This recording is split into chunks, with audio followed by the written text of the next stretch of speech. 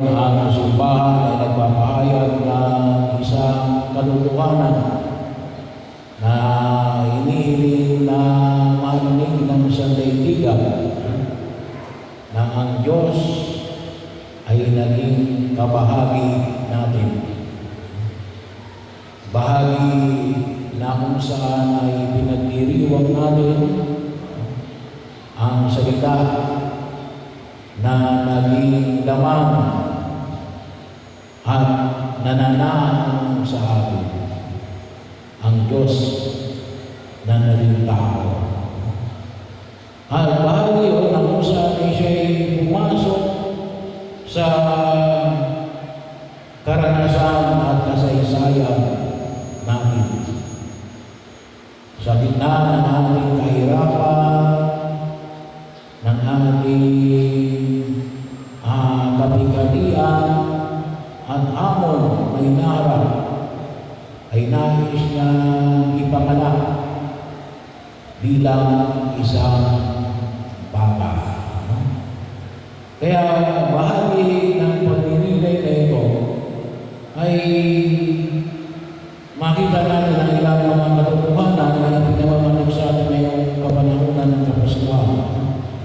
Una, ang Diyos na dumating na may kababaan ng kalooban. Siya ay ipinanganak sa sabsaban, tirahan ng mga hayop, hindi sa palasyo,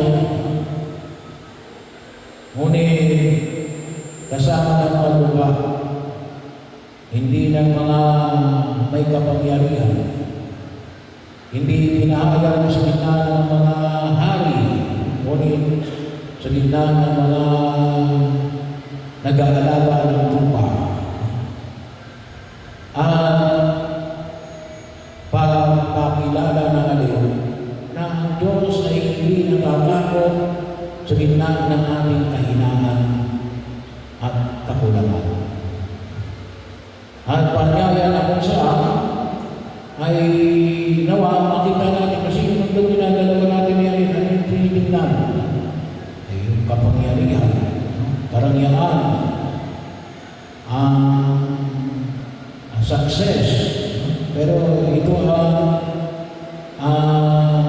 Pasko na nagpapaalala sa atin na dumating sa daigdig na ito sa pamagitan ng lakas na dulot ng kababaan ng kalooban. Hindi karamihan. Pangalawa, ang Diyos na dumating sa atin sa gitna na kadiliman. So, kagabi ay sinimulan natin yung ating pagdiriwang madilim ang paligid.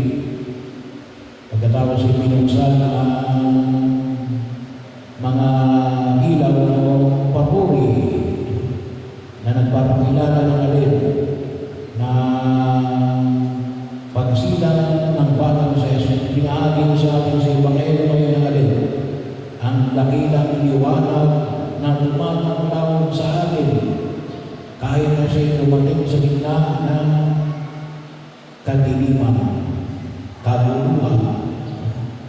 Ang Pasko natin ngayon ay binabalot ng blood control project na nagpapahayag ng korupsyon at padrino system. Tayo ay magpasalamat ngayon kasi ang ating Pasko ay hindi binabagyo. Kalimitan mo kapag dumating ang ating Pasko yun, kalimitan na yun, panahon ng malalakas na bagyo. So tayo nagpapasalamat na yun. Pero sa Jesus yun, dumarating sa gitna na kadiliman. At huwag tayo matakot sa dilim. Sabagat tataglawan tayo ng ating Panginoon sa Kristo. Sa gitna ng mga nakikita natin nagpapagaling sa daigdig na ito. Kasama na rito yung alin, yung ating mga kalungkutan. Kasama na rin dito yung sa gitna ng ating kawalan ng kasikwaluhan, lalo-lalo na kung anong mangyayari sa darating ng 2026. Pero huwag natin kalimutan, katulad nito ng ating hamon ngayong taon na ito, ng Jubilee o pagkakat magtatapos na sa January 6, ay si Jesus ang liwanag na tatanglaw sa atin ng may pag-asa. At ang Diyos, pangatlo, na dumarating sa lahat. Sa lahat ko. Wala akong pinipili ang Diyos. Huwag natin kalimutan. Kasama na rito natin sa mga napapagalo. Bagamat may weekend, alam natin marami sa atin ang galing pa sa Manila, sa ibang bahagi ng probinsya, iba, galing pa ng ibang bansa. Pero bahagi yun na kung saan makita natin na sa gitna ng ating kapaguran ay marami pa tayong gagawin. Ito rin po ay para sa kaluma at mga makasalanan. Hindi lang po ang pasakay para sa mga banal. Sa mga nasandak sa buhay na tinatahan natin na maaaring nagdulot ng kapahamakan sa bawat isa. Sa mga walang makaalala, sa mga kapatid natin na mga may sakit, sa mga kapatid natin na nasa bilangguan, sa mga kapatid natin na ulyanin, mga matatanda. So, bahagi yun, kung tayo may konting program, isama natin sila. Bahagi ninyo, kung mayroon kayong mga masutuloy na sa abroad, ay tawagan ninyo. Kung mura na ngayon, hindi ko katulad ng una, mahal ang overseas call. Ngayon, may internet ka, pwede ka lang muli pag-usap. Kahit na lang o konting bati. At yung mga kasama na rin dito natin, yung ang pakiramdam ay hindi karapat-dapat. Lahat tayo ay nais na pahayagan na kapastuhan ng ating Panginoong Yesu Cristo. Wala akong excluded. Lahat ay nais na samahan ni Jesus ngayong kapanahunan ng kapastuhan. So ano yung hamon ay pinapayo sa ating para ngayon sa taon na ito, 2025? Na nawa, makita mo natin itong Belen. Ibang ibig sabihin ng Belen. Kung tumasin ko, kapag sinabi natin Belen, Bethlehem. Pero kapag sinabi natin Belen, ibig sabihin niya that nativity scene na ipinaayaw sa banal na kasulatan. Sabi nga natin, kailan pa nagsimula yung image ng Belen. Tutusin po ay unang ginawa ni St. Francis of Assisi. Nagkamali ko ng sa katabi, akala ko 1800, 1200 pala, 13th century.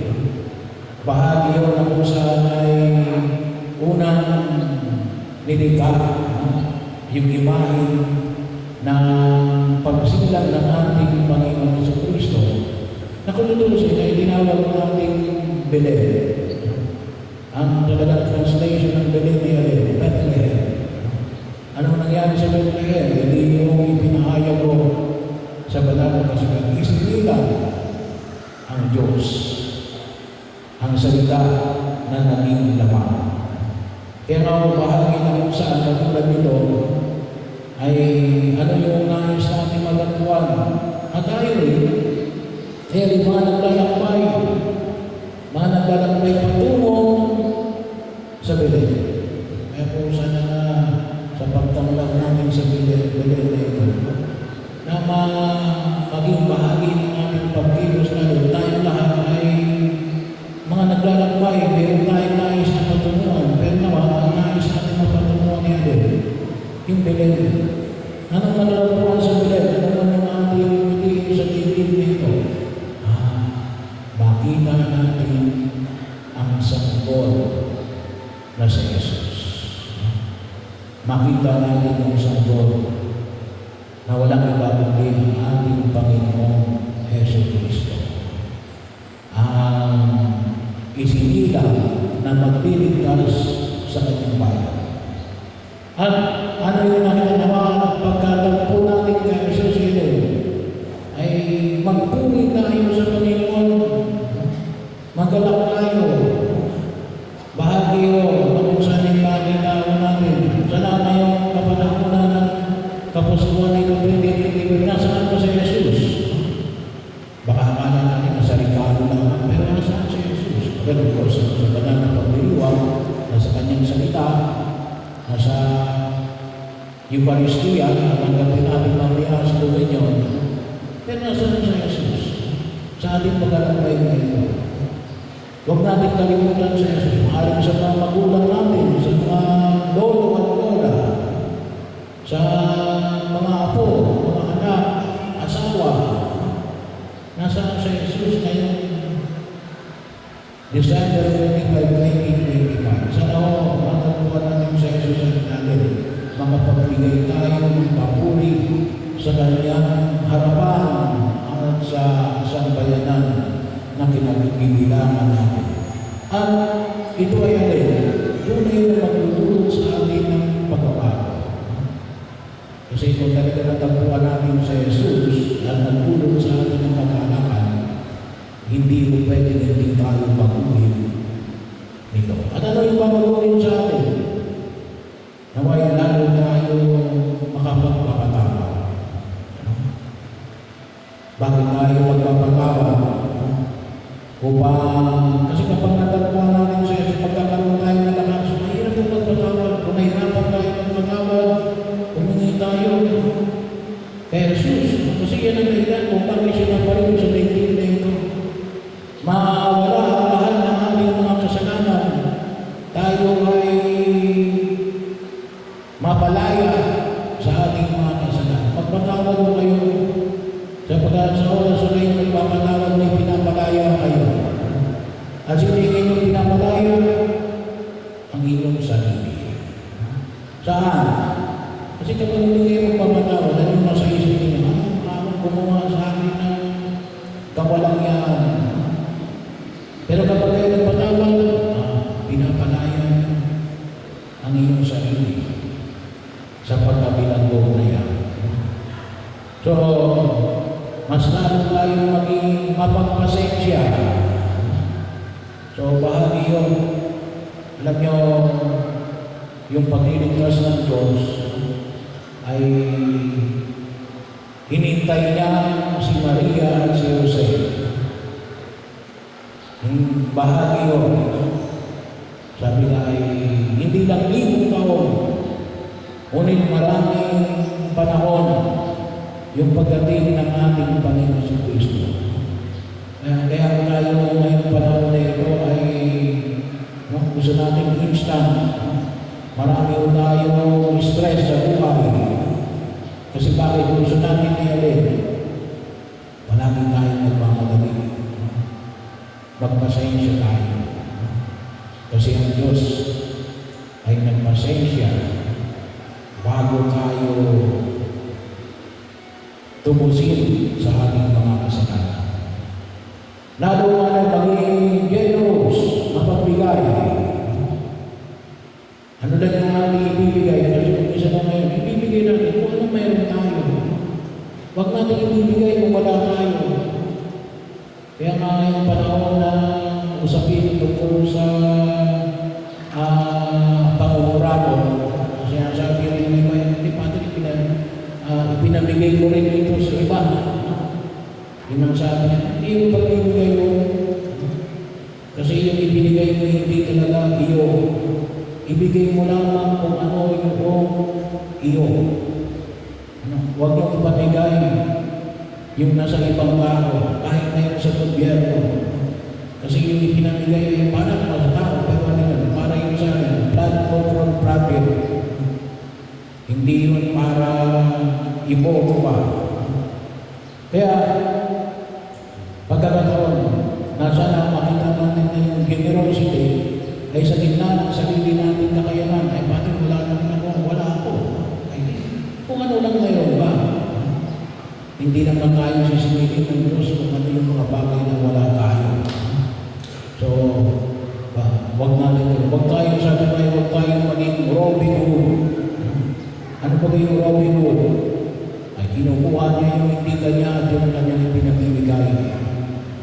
Hindi, pabigay ko lang yung iyo lang. At kung sakaling yan lang ang sa'yo, yun lang ang ipamigay. At yun ang masasabi natin na talagang generosity. At panghuli, huwag kayong magbibigay ng walang pag-ibig. Laki pa ninyo ng pag-ibig. Hindi pwedeng nagbibigay kayo ng walang pag-ibig. Sabi nga kung minsan wala kayong magbibigay, kung ano lang meron ka, panahon, talento, o panalangin. Kung talagang wala ka, maintindihan naman ang tao. Kung sakaling ikaw ay mayroon naman, ay magbahagi ka sa panahon na ikaw ay maluwal, pero kapag sa panahon ng iyong kapayakan, ayun ang kaya mong ibigay. Pero ang oras na ikaw magbibigay, dapat may kalakip na pag-ibig. Kasi yun ang huwag namin kalimutan, baka akala natin ay pagbibigayan lang, hindi yung pagbibigay ni Jesus, ang batang isinilang sa sansama natin, pagbibigay ng sarili ng Diyos. Bakit? Para ba mahalin siya ng tao? Hindi. Dahil yun ang tandaan ng kanyang pag-ibig sa tao. Kaya, nawa po lahat ng ibinibigay natin, laki pa natin ng pag-ibig. At sigurado, kasama natin si Jesus. Sa pagkilos natin ngayong taon na ito, 2025. At tunay na mararamdaman natin ang kadakilaan